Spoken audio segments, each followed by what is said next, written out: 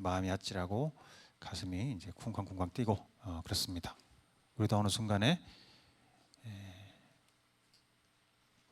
천국이냐 지옥이냐 이 갈림길에 서게 된다. 참 난감한 일입니다. 제가 요새 병원에 자주 가게 되는데 병원에 가보면은 아프신 분들 많고 이제 죽음이 목전에 있는 분들이 많죠. 그런데 꼭 이런 병원에 있는 분들만 아니어도 우리 건강하게 사시는 분들도 사실은 다 죽음이 눈앞에 있다고 생각될 수밖에 없죠. 이 죽음의 그림자는 그 누구도 피해갈 수 없습니다. 길고 짧을 뿐이죠. 10년, 30년, 50년 영원한 이 역사에서 뭐가 그렇게 큰 차이가 있겠어요. 우리 18살짜리나 35살 분이나 머리 벗겨진 분이나 뭐가 그렇게 차이가 있으시겠어요. 그러게 말이에요. 우리 머리 벗겨진 분은 오늘 아침에 섭외돼서 바로 쓰신 분인데 아주 그냥 거저 이렇게 하시는 분이 여러 가지로 하여튼 형통하신 분입니다. 자, 이 죽음의 문제 해결하지 못하면 우리 이병철 회장님, 삼성그룹의 창업자인 이병철 회장님처럼 아무리 잘 살았다 한들 이 세상에서 잘못 산 인생이 되는 것입니다. 어떠세요, 여러분? 죽음에 대해서 생각하고 싶지도 않고 생각할 필요도 없고 지금 벌써 왜 생각하나? 나중에 병 걸려서 생각하지. 그런데 살아서 그 문제를 해결하지 못하면 인생을 잘 살 수가 없습니다. 우리 공자님께 어떤 제자가 물었어요. 공자님, 죽으면 어떻게 됩니까? 공자님이 이렇게 대답했습니다. 사는 것도 잘 모르는데 죽는 것을 어떻게 알겠느냐? 죽음에 대해서는 그 어떤 인간도, 위대한 인간도 답을 줄 수가 없어요. 그러면 죽음은 끝일까? 우리 내면에는 죽음 후의 세계에 대해서 두려움이 있어요. 궁금함이 있어요. 공포가 있습니다. 그런데 이 문제를 아주 명쾌하게 해결해 주시러 오신 분이 계시죠? 그분이 바로 예수 그리스도이십니다. 오늘은 이 예수 그리스도가 누구냐? 이 문제를 잘 살펴보기 원합니다. 어떤 사람에 대해서 알려면은 이제 그 사람이 어떤 주장을 하는지 먼저 살펴보면 되죠. 무슨 말을 하는지. 자, 예수님이 어떤 말을 했을까요? 성경에 보면 내가 하나님께로 가는 길이다 이렇게 말씀하셨어요. 우리 요한복음 14장 6절 말씀인데 다 같이 한번 읽어보겠습니다. 시작. 나는 길이요 진리요 생명이다. 나를 거치지 않고서는 아무도 아버지께로 갈 사람이 없다. 여기서 길이요 할 때는 그냥 여러 가지 길이 아니라 한 가지 길을 말합니다. 영어로는 the way예요. the 정관사 더가 붙은 way. 그러니까 유일한 길. 내가 유일한 길이다. 어떤 길이요? 아버지께로 가는 유일한 길. 하나님께로. 아까 이병철 회장님 돌아가시기 전에 질문이 영혼은 죽으면 어떻게 되는가? 이런 것도 있었죠. 하나님은 계신가? 영혼이 죽으면 하나님께로 갑니다. 그 길, 그 유일한 길이다. 이렇게 얘기하는 거예요. 다른 어떤 사람을 통해서도 아니고 어떤 방법으로도 아니고 나를 통해서만 하나님께로 갈 수 있다. 여러분 이런 얘기 들어본 적 있으세요? 부처님이 이런 말씀 하셨어요? 나를 통해서만 신한테 갈 수 있어. 내가 그 길이야. 부처님은 내가 믿는 이 방법, 내가 쓰는 이 방법을 통해서 득도할 수 있다. 이렇게는 얘기하셨어요. 그죠? 득도 가능하다. 내가 하는 이 방법, 수행, 고난, 뭐 어쩌고 이런 것들을 통해서 득도할 수는 있다. 이렇게 얘기하셨지만 내가 바로 그 길이야. 이렇게는 얘기 안 하셨어요. 절대. 소크라테스도 공자님도 그런 얘기 한 적이 없어요. 오직 예수님만 내가 그 길이다. 이렇게 얘기하셨는데 이거 여러분 웬만한 자신감이 아니고는 불가능한 얘기죠. 내가 신께로 가는 유일한 길이야. 야, 이거 어떻게 이런 말을 할 수가 있습니까? 또 그 다음에 예수님이 하신 말씀 두 번째 보면은 요한복음 6장 35절에 내가 생명의 빵이다. 내게로 오는 사람은 결코 줄이지 않을 것이요. 나를 믿는 사람은 다시는 목마르지 않을 것이다. 생명의 빵 그랬습니다. 내가 생명의 빵이다. 여러분 벌써 배고프시죠? 빵 그러니까 배고프다. 여러분 그래요. 우리는 빵을 먹지 않으면 죽어요. 밥을 먹지 않으면. 이 빵은 이제 서구 사람들의 음식이죠. 먹지 않으면 죽는데 결국 예수님의 말씀은 내가 빵이니까 나를 먹지 않으면 너는 죽는다 그런 얘기죠. 그 전제는 뭡니까? 너는 빵을 먹지 않으면 죽는다 이 말은 지금 너는 굶어서 죽어가고 있다 그 말이에요. 예수님이 내가 생명의 빵이다 할 때 그 전제는 당신은 여러분들은 굶어 죽어가고 있다 이렇게 말씀하시는 겁니다. 목말라 죽어가고 있다. 나는 아주 잘 먹고 잘 살고 있는데 날마다 뭘 먹을까 고민하는데 이 굶주림은 무슨 굶주림이에요? 육신의 굶주림 그것뿐 아니라 영혼의 굶주림을 말합니다. 영혼의 굶주림과 갈증. 이 굶주림에 대해서 이제 유명한 심리학자 프로이드 아시죠? 프로이드가 뭐라고 그랬냐면 모든 사람은 사랑에 굶주려 있다 그랬습니다. 사랑받고 싶어하는 거, 채워지지 않는 그 사랑에 대한 욕구, 그것이 영혼의 굶주림이고 또 다른 저명한 심리학자 융이 있죠. 융은 이렇게 또 표현했어요. 사람은 인정에 굶주려 있다. 인정받고 싶어서 산다는 거예요. 아무도 그 인정받고 싶어하는 욕구를 채우지 못한다는 거예요. 그 굶주림이 우리는 있습니다. 또 오스트리아 정신의학자 아들러가 이렇게 얘기했어요. 사람들은 의미에 굶주려 있다. 의미. 나는 지금 왜 존재하는가? 나는 왜 살지? 무엇을 위해서 살지? 이런 의미를 찾지 못하고 살고 있다. 그 얘기죠. 모든 인간은 다 굶주림이 있어요. 영혼의 굶주림과 갈증이 있어요. 이걸 해결받고 싶다. 우리 이병철 회장님은 평생 잘 살았죠. 그렇지만 이제 죽기 일보 직전에 드디어 본인 안에 있는 이 굶주림, 갈증을 발견한 거죠. 도대체 내가 죽으면 어떻게 되는가? 내 영혼은 있는 것인가? 하나님은 계신가? 심판을 받는가? 천국 지옥은 있는가? 이런 죽음에 대한 두려움과 불안이 확 엄습해 온 거죠. 저도 유학을 간 적이 있습니다. 30년 전에. 근데 유학 가서 이제 졸업할 때가 됐어요. 근데 인생을 돌아보니까 원하는 것을 다 해봤어요. 그래도 만족이 없는 것을 발견했어요. 왜 이렇게 허한가?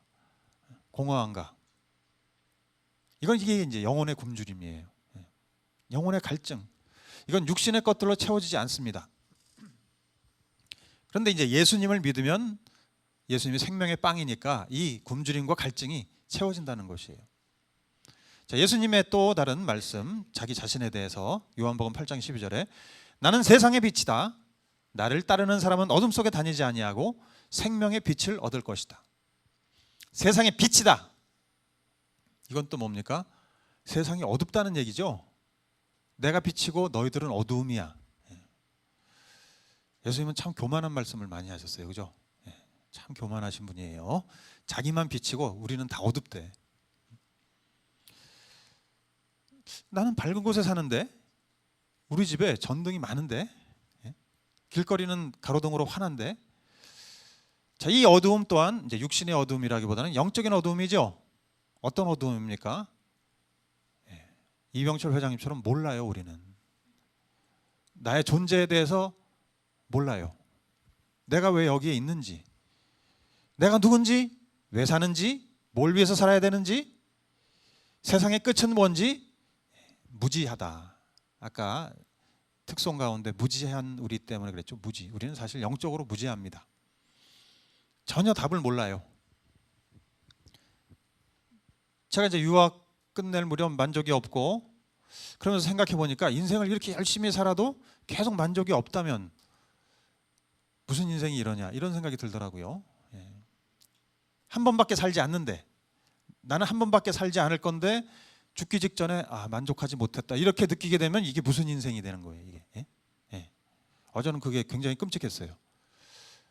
뭘 위해서 살아야 되는지도 잘 모르겠고, 여러분 정답을 모르는데 아무리 문제를 열심히 풀어서 뭐예요? 제가 대학 입시할 때 수학 문제 나왔는데 도저히 모르겠더라고. 무지하게 열심히 쓰긴 했어요. 빽빽하게. 빵점입니다. 빵점. 여러분, 정답을 맞추지 못하는 인생 빵점이에요. 아무리 열심히 살아도. 그 사실에 직면하니까 내가 왜 이렇게 열심히 살지? 알 수 없네. 굉장한 이 어두움의 세계에 갇혀 있다는 느낌을 받았어요. 제가 그때 비로소 나는 어두움 가운데 있나? 이런 생각이 들었습니다. 정말 캄캄한 거예요. 앞뒤, 옆, 위, 아래 다 캄캄합니다. 어디로 가야 될지를 모르겠어요. 여러분, 그런 경험을 해보셨으면 아마 나는 굉장히 끔찍한 상황이다라는 것을 아실 거예요.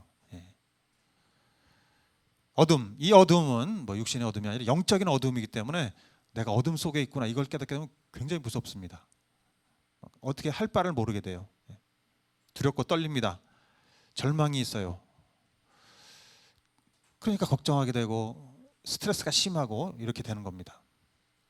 자, 우리가 또 왜 어두울까요? 왜 어둡다고 하실까요, 예수님은? 우리가 짓는 온갖 죄들 때문에 그런 것입니다. 여러분, 신문 지상을 보면 요즘에 정말 말도 안 되는 죄들이 너무나 많죠. 그런데 나도 그 중에 한 사람이에요. 드러나지 않을 뿐이지 우리가 하루 종일 짓는 죄가 얼마나 많은지. 하루에 우리가 거짓말을 몇 번 한다고 그랬죠? 몇 번 한다고 그랬는데 기억이 안 나네. 2만 번 한다고 그랬나? 2,000번, 200번인가? 하여튼 여러분, 200번도 작은 숫자는 아니잖아요. 나는 정직하게 산다고 생각하는 사람이 아침부터 밤까지 그 다 적어보면 거짓말을 200번 이상 한다. 자, 예수님이 빛이다 라고 하셨어요. 예수님을 믿으면 이 모든 어두움이 사라진다는 것입니다. 자, 그 다음에 예수님이 뭐라고 하셨느냐? 자신을 심판자다 이렇게 얘기하셨어요. 심판자다. 마태복음 25장에 보면 인자, 성경에 이제 인자 그러면 예수님을 뜻합니다. 인자가 모든 천사와 더불어 영광에 둘러싸여 올 때 그는 자기의 영광의 보좌에 앉을 것이다. 그는 모든 민족을 그의 앞에 불러 모아 목자가 양과 염소를 가르듯이 그들을 갈라서 양은 그의 오른쪽에 염소는 그의 왼쪽에 세울 것이다. 그때 임금 예수는 왼쪽에 앉은 사람들에게 말할 것이다. 저주받은 자들아, 내게서 떠나서 악마와 그 졸개들을 가두려고 준비한 영원한 불 속 지옥으로 들어가거라. 그러니까 이 얘기는 뭐예요? 세상 마지막 날에 본인이 딱 최고의 위치에 앉아가지고 권좌에 앉아서 모든 민족을 불러 모아놓고 양과 염소로 구분한다는 거예요. 양은 어떤 사람들일까요? 천국 갈 사람. 염소는 지옥 보낼 사람. 이렇게 결정을 하는 사람이 누구예요? 자기라는 거예요. 내가 심판자다. 너희들이 나에 대해서 어떻게 행했는가에 따라서 천국 지옥이 결정된다. 이렇게 얘기하시는 거예요. 수많은 사람들 모아놓고 지금 그렇게 얘기하고 계신 거예요. 자, 다섯 번째, 예수님이 또 뭐라고 하셨을까요? 더 나아가 내가 심판자다. 이것까지는 들어줄 수 있겠지만 내가 하나님의 아들이다. 여러분, 내가 하나님의 아들이다. 여러분, 제가 여러분께 지금 처음 오신 분들께 여러분 놀라지 마세요. 제가 하나님의 아들입니다. 이렇게 얘기하면 믿으시겠죠, 그죠? 네. 생긴 게 벌써 하나님의 아들 같잖아요. 벌써. 네. 요한복음 10장 36절 보면은 그런데 아버지께서 거룩하게 하여 세상에 보낸 사람, 그 사람은 바로 예수죠. 예수, 자기를 하나님의 아들이라고 한 말을 가지고 너희는 그가 하나님을 모독한다고 하느냐? 사람들이 예수가 자꾸 하나님의 아들 본인 스스로 하니까 화가 나서 신성 모독죄로 이제 재판을 하는 장면이에요. 유대인들은 신성 모독죄를 가장 극악무도한 죄로 여겨서 처형하거든요. 이 종교 재판하는 사람들이 예수를 붙잡아서 단도직입적으로 물었어요. 네가 정말 하나님의 아들이 맞냐? 예수님의 대답이 이겁니다. 마가복음 14장 62절 보면 내가 바로 그 하나님의 아들이요 당신들은 인자가 전능하신 분의 오른쪽에 앉아 있는 것과 하늘에 구름을 타고 오는 것을 보게 될 것이요. 여기서 인자는 예수님이죠. 내가 그 하나님의 아들이고 내가 하나님 오른쪽에 앉아 있는 것을 보게 될 것이고 구름 타고 오는 것. 이게 구름 타고 온다는 것은 이제 심판하러 온다는 뜻입니다. 보게 된다. 이 말을 들었을 때 유대인들이 어땠을까요? 어이구 그랬어요. 어이구, 잘못했어요. 제 절 좀 봐주세요. 이랬을까요? 아니 이런 미친놈을 봤나 이렇게 한 거예요. 예. 그래서 십자가에 매단 것입니다. 예수를. 만약에 어떤 사람이 내가 유일한 구원의 길이고 생명이고 빛이고 심판자고 더 나아가 하나님의 아들이다 이렇게 하면 여러분 어이구 알아서 모시겠습니다 이렇게 하시겠어요? 예. 이렇게 얘기하는 사람을 우리는 역사책에 도덕책에 4대 성인 이렇게 얘기합니다. 4대 성인 그죠? 누구죠? 공자, 예수, 부처, 소크라테스죠. 이렇게 4대 성인으로 적어놨어요. 자, 옥스퍼드대 교수며 철학자였던 C.S. 루이스가 이렇게 얘기했어요. 그저 평범한 한 남자가 예수가 했던 말을 하고 다닌다고 해서 위대한 율법 선생이 될 수는 없다. 그는 미친 사람이거나 아니면 지옥에서 온 악마일 것이다. 당신이 이 사람이 하나님의 아들이었고 지금도 그렇다고 믿든지 아니면 미친 사람 혹은 그보다 더 끔찍한 사람이라고 믿든지 둘 중에 하나를 선택해야만 한다. 4대 성인이라고 하는 그 예수를 미쳤다고 보든지 정말 하나님의 아들이라고 믿든지 둘 중에 하나 선택해야지 어정쩡하게 볼 수는 없죠. 이렇게까지 얘기하는 사람을 정상으로 받아들이기는 힘들어요. 우리가 정상이라면 그렇지 않습니까? 선택해야만 해요. 우리는 예수가 미쳤거나 아니면 정상 그래서 하나님의 아들이거나 분별을 해야 되는데 그렇게 위해서는 어떻게 해야 되냐면 이분의 생애를 살펴봐야죠. 그죠? 이분이 어떤 말을 했고 어떤 행동을 했는지를 살펴보면 됩니다. 자, 그래서 먼저 예수가 했던 말들 그분의 가르침을 한번 살펴보죠. 저는 28년 전에 이 예수에 대해서 궁금해져서 그러니까 막다른 골목에 가니까 앞이 캄캄하니까 방법이 없더라고요. 저도 이병철 회장님처럼 나는 누구지? 영혼은 있나? 뭐 죽음은 뭐지? 뭐 이런 문제를 이제 인생이 뭐지를 파헤치기 위해서 아는 게 없잖아요. 부처님 아니면 예수님이지. 우리가 뭐 힌두교를 알아요, 알리를 무하마드를 알아요. 그러니까 이제 찾아보려고 한번 성경을 폈습니다. 그래서 신약 성경이라는 곳에 이제 마태복음, 마가복음 이런 거 아시죠? 이제 그 복음서를 펴서 그 복음서는 예수님에 대한 이야기들이 써 있는 책이에요. 근데 거기에 이제 예수님이 한 말들이 많이 나오는데 제가 읽다가 깜짝깜짝 놀랐어요. 야, 이거는 보통 사람이 할 수 있는 말이 아니다. 이상하게 그런 감동을 처음으로 받았어요. 제가 성경을 보면서 사람의 말이 아니다 이건. 한번 보세요, 여러분.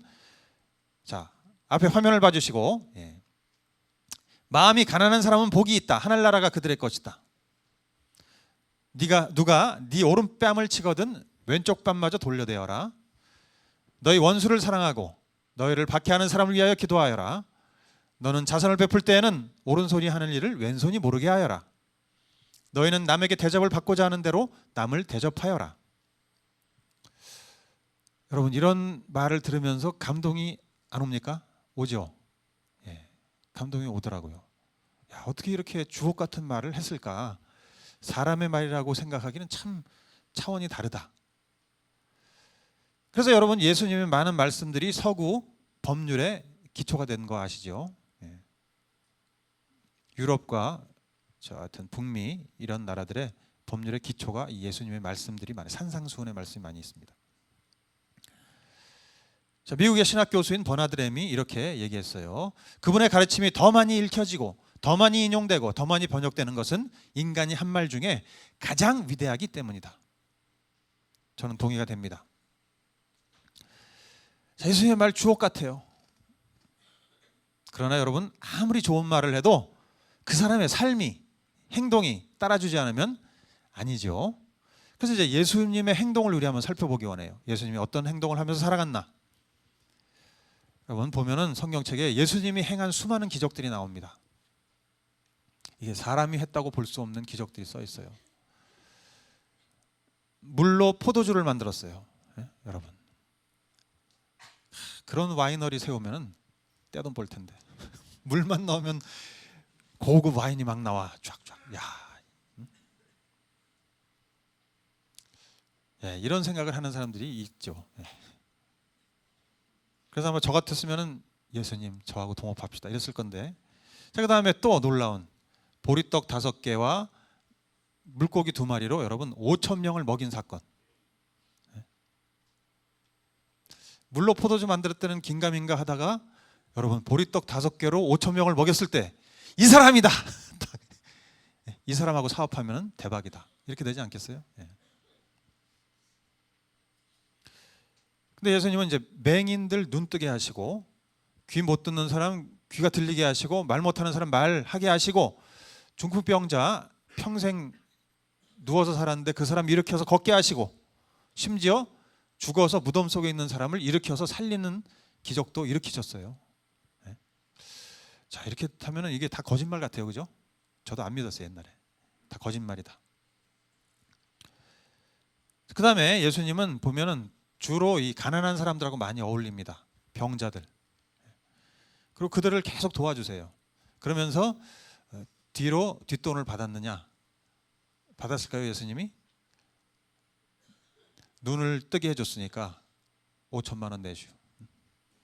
이런 거 전혀 안 하셨어요. 누구든지 오면 다 도와주셨어요. 자기의 유익, 뭐 이해타산 이런 게 전혀 없어요. 사람들은 몰려오고 고쳐주고 피곤하고 힘들지만 뭐 나를 떠받들어라 이런 거 하신 적이 하나도 없어요. 지금 우리 문재인 대통령은 그렇게 하시니까 막 좋아하시는 거잖아요, 그죠? 사람들이. 또 대중들의 인기, 여러분 부흥 집회가 일어나는 데마다 기적이 일어나고 놀라운 일이 일어나는데 인기가 있었겠어요, 없었겠어요? 안전뱅이가 막 일어나고 봉사가 눈을 뜨고 하는데 엄청 인기 있는 거죠. 근데 예수님은 그런 거 전혀 관심이 없어요. 그냥 막 사람들이 몰려오면 도망가서 이렇게 요단강가 그런 데 가서 조용히 쉬시고 기도하시고, 재판 받을 때도, 종교 재판 받을 때도 도망가실 궁리를 안 하세요. 오히려 어떻게 보면 죽기로 작정한 사람 같아요. 여러분 성경을 가만히 읽어보면 예수님은 죽기로 작정했습니다.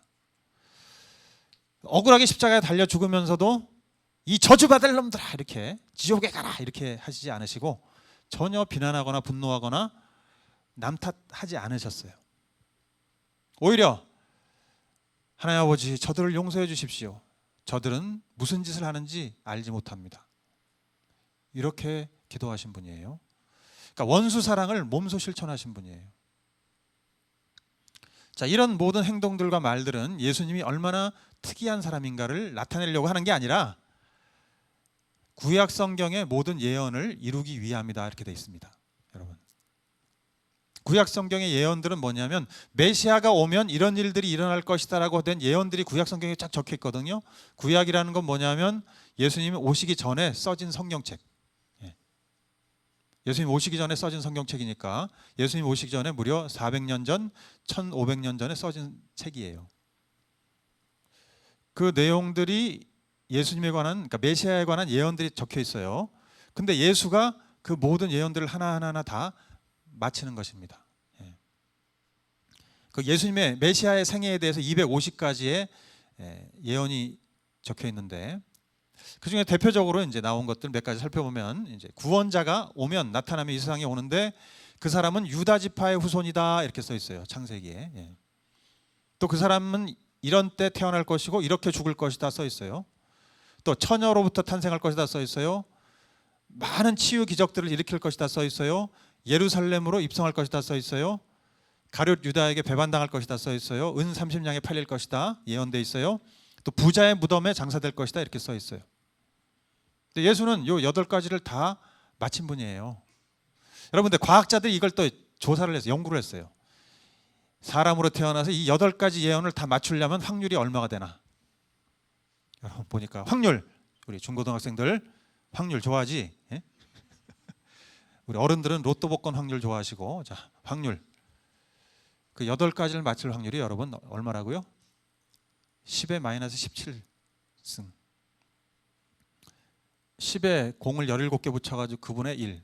이거는 로또 확률을 하고 비교가 안 되죠. 800만 분의 1 로또인데 100경분의 1이에요. 100경. 8개를 맞추는데도 여러분 이건 거의 100경분의 1은 확률이 아니에요. 거의 불가능한 일이죠. 그런데 이제 250가지의 모든 예언을 다 맞춘다? 무한대분의 1. 일어날 수 없는 일이에요. 자, 여기까지 무한대분의 1의 확률을 맞춘 그 예수가 그래 하나님의 아들이라고 믿어주자. 그런데 예언 중에 정말 믿기 힘든 예언이 하나 있어요. 여러분 다 믿어주자 그래. 뭐 처녀에게 탄생했다 믿어주자. 십자가에 죽는 거, 은혜 팔린 거 뭐 다 믿어주자. 근데 이제 믿기가 굉장히 어려운 부분이 뭐냐? 부활이에요. 부활. 여러분 부활. 인류 역사상 모든 인간 중에 부활한 사람이 없어요. 물론 죽었다가 살아났다 다시 죽는 거 이거는 부활이 아니에요. 부활은 레저렉션이고 이렇게 죽었다가 살아났다가 다시 죽는 거는 레시테이션이라고 합니다. 뭐 이렇게 중요한 건 아니에요. 저의 유식함을 약간 증명하는 그런 시간이 돼요. 하여튼 그러니까 여러분 부활이 다 부활이 아니죠. 죽었다 살아났다고 부활이 아니고 다시 죽지 말아야죠. 인간 중에 죽었다 살아나서 계속 살아있는 존재는 아무도 없어요. 그 부활, 그 예언을 맞춘 분이 예수 그리스도라는 거예요. 근데 이 부활에 대한 예언을 맞추는 게 사실 불가능하죠. 인간이. 근데 예수가 실제로 십자가에서 죽었고 부활했습니다.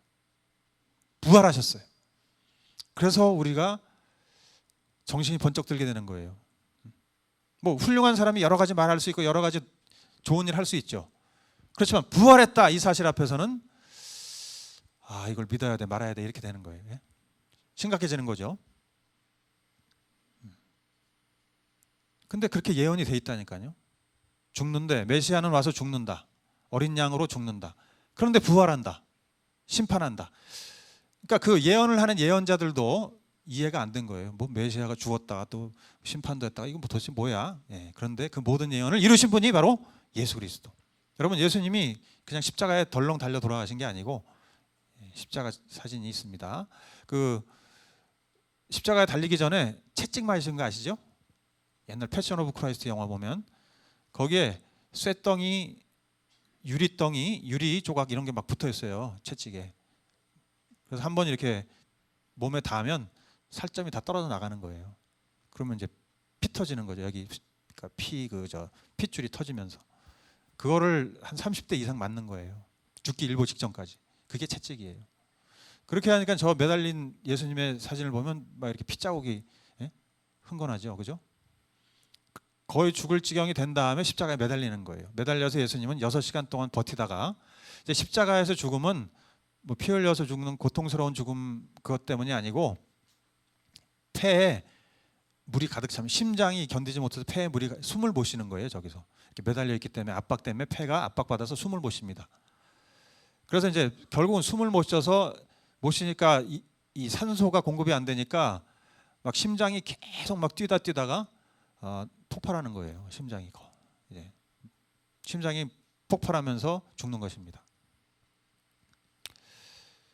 제일 끔찍한 사형법인데 하여튼 그 이후에 얼마 있다가 이 십자가형이 폐지됐어요. 너무 끔찍하다 그래가지고. 자, 그래서 예수님이 저기서 십자가에서 6시간 만에 돌아가셨어요. 근데 그거 끝난 게 아니라 로마 군인이 와서 어떻게 했냐면 그 다음에 심장에다가 창을 찌릅니다. 왜? 죽었나 확인하는 거예요. 창을 찔러서 그 심장 속에 있는 피를 다 뺍니다. 그 다음에 이제 십자가에서 내려서 예수님이 어디로 가냐면 돌로 된 무덤, 동굴처럼 파놓은 무덤 속에 안치되고 그 다음에 한 1톤이 넘는 돌로 입구를 막아요. 그리고는 봉인을 한다고요. 봉인. 그러니까 요즘 말로 하면 뭐 시멘트 같은 걸로 바르든지 아니면 코킹 쏴서 이렇게 딱 움직이지 못하게. 그 다음에 이제 로마 군사를 보내서 경비를 서게 했어요. 자, 그러니까 예수님이 그런 상황에서 살아난다. 이게 가능하겠어요, 여러분? 그런데 3일 뒤에 사건이 터졌어요. 3일 뒤에 가보니까 무덤에 돌이 옮겨져 있고 무덤에 시체가 없어요. 3일 뒤에 가보니까.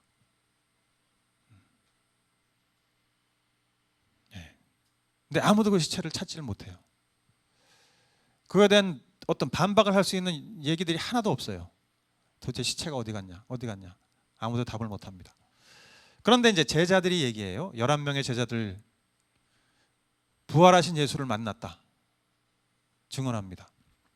그 뒤에는 500명의 제자들에게 나타나셨고 500명 사람들도 나 봤어, 만났어, 얘기해봤어 막 이렇게 다 하는 거예요. 네. 놀라운 거는 이 제자들이 십자가 예수님이 달릴 때 다 도망갔잖아요. 저라도 도망가죠. 네?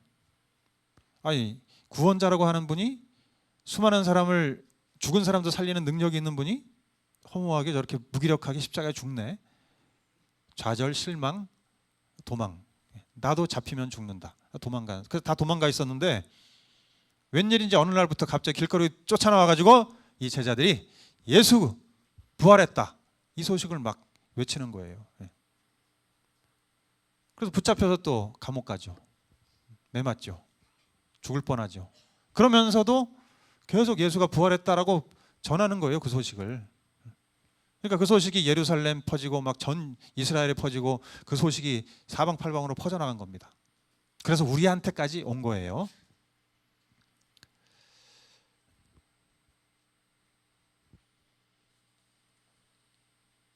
그리고 여러분 아시겠지만 바울이라는 사람 들어봤어요.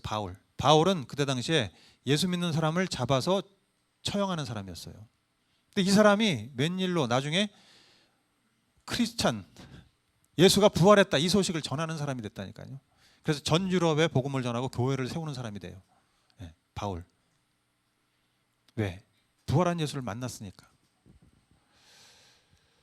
자, 여러분 우리가 기독교는 이 막연한 사실을 무턱대고 믿는 종교 절대로 아닙니다. 그냥 막연하게 그냥 믿으면 좋다니까 믿습니다. 물 한 잔 떠놓고 막 비나이다 이런 종교가 아니에요. 확실한 사실에 근거해서 믿는 종교입니다. 자, 예수님이 진정으로 부활했다면은 그분은 그냥 평범한 인간이 아닌 거죠, 그죠? 네. 자, 로마서 1장 4절 이 말씀을 우리 다 같이 한번 읽어보겠습니다. 시작. 성령으로는 죽은 사람들 가운데서 부활하심으로 나타내신 권능으로 하나님의 아들로 확정되신 분이십니다. 그는 곧 우리 주 예수 그리스도이십니다. 부활하셨기 때문에 그전에는 예수가 무슨 말을 하고 무슨 행동을 했건 간에 상관없고 부활했기 때문에 이게 중요해요. 부활하지 않으면 예수는 하나님의 아들 아닙니다. 예수가 했던 모든 말은 의미가 없어요. 근데 부활했기 때문에 이분은 하나님의 아들로 확정되신 거예요. 하나님의 아들이구나. 죽음을 이기신 분이고 심판자고 결국은 우리를 살릴 분이고 죄 문제를 해결할 분이고 이렇게 되는 거죠. 우리 주 예수 그리스도 아들로 확정된 이 확정된 사실 때문에 우리가 믿는 겁니다. 그냥 알쏭달쏭 애매모호한 사실을 그냥 대충 넘어가지 뭐 이렇게 믿는 게 아니고 확실한 사실 예수는 십자가에 죽었고 또 부활했다 이것을 믿는 거예요. 자, 예수가 실제로 부활했다면 그분이 하신 모든 말씀은 참이 됩니다. 본인이 하나님인 걸 증명했기 때문에. 그래요. 나는 부활이요 생명이다. 예수가 그렇게 말씀하셨죠. 참입니다. 나를 믿는 자는 죽어도 산다. 그 말씀 참이에요. 믿지 않으면 지옥이 있다. 그것도 참입니다. 예수는 생명이요 빛이며 유일한 구원의 길이며 마지막 때 심판자고 하나님의 아들입니다. 제가 28년 전에 이 사실을 성경책을 보다가 깨달았어요. 아, 예수가 부활했구나. 부활이 아니고는 설명이 안 되는 너무나 많은 일들이 있다는 걸 알게 됐습니다. 이 부활이 사실임을 깨닫자 다 깨달아지는 성경의 말씀이 다 예로 오는 거죠, 그죠? 이 부활이 예가 되면 나머지 모든 성경 말씀이 다 예예요. 하나님이 천지를 창조하셨다, 예, 이렇게 되는 거죠. 아, 하나님이 날 창조하셨구나. 여기서부터 시작되니까, 나 하나님이 나를 창조했네. 하나님이. 예수가 내 죄를 대신하여 죽으시고 부활하셔서 나를 구원하셨구나. 이것도 이해가 되는 거죠. 야, 예수님이 왜 나를 위해서 죽으셨을까? 감격이 되는 거예요. 그러니까 나는 하나님이 창조하신 존재고 하나님을 떠나서 죄 짓고 살다가 예수님에 의해서 죄 용서받고 영원히 살게 됐다. 이걸 알게 되니까 나는 어떤 존재고 무엇을 위해서 살아야 되는지를 알겠더라고요. 아, 나는 정욕을 위해서 세상을 위해서 나의 만족을 위해서 사는 것이 아니구나. 더 큰 게 있구나. 더 위대한 게 있구나. 영원한 나라 생명을 위해서 살아야지. 이렇게 바뀌더라고요. 아, 그러니까는 막 앞뒤 옆이 다 캄캄한데 어떻게 살아야 되는지 뭐가 맞는 것인지 모르겠다. 도대체 이런 상황에서 캄캄한데 한 줄기 빛이 확 비치는 이 느낌, 여러분. 빛이 있구나. 빛이 있구나. 빛이 내 안에 확 들어온 느낌. 이런 경험 해보셨어요? 막 정말 실타래가 엉켜가지고 도대체 이거 어떻게 풀지? 내 능력으로는 이거 풀 수가 없다. 내 인생을 어떻게 살아야 되는지 뭐가 문제인지 뭐 알 수도 없고 이거 맨날 뭐 그렇죠. 공부하고 1등하고 뭐 설계사무소 차리고 건물 많이 짓고 유명해지고 돈 벌고 뭐야 그래서 뭐 어쩌라는 거예요. 그래서 제가 건축가 건축 전공이에요. 그러니까 설계 좋아해요. 지금도 재밌어요. 그렇지만 그게 내 인생의 전부는 아닌 거예요. 어떻게 살지 막 이러고 있는데 누군가가 그 엉킨 실타래를 손을 하나 탁 내밀어서 그 끄트머리를 찾아내서 당기니까 여러분 다 풀어지는 거, 쫙 다 풀어지는 거예요. 깔끔하게 싹 풀어지니까 어유 속이 다 시원한 거예요. 와, 시원하다. 속이 시원하다. 와, 그러니까는 모든 것을 다 가진 사람처럼 그런 만족감이 확 밀려오더라고요. 와, 이거구나. 이게 답이구나. 다른 게 아니네. 이게 만족이네. 이게 정답이네. 이게 진리네. 그러니까는 그냥 다른 거에 아쉬운 게 하나도 없어요. 그게 이제 생명의 빛이 내 안에 들어온 것입니다. 그렇게 되니까 이제 저는 그 즉시로 나를 구원하신 그 하나님 아들 그분께 무릎을 꿇었어요. 그렇죠. 나를 구원하셨으니까 그분이 하나님의 아들이고 창조하신 분이고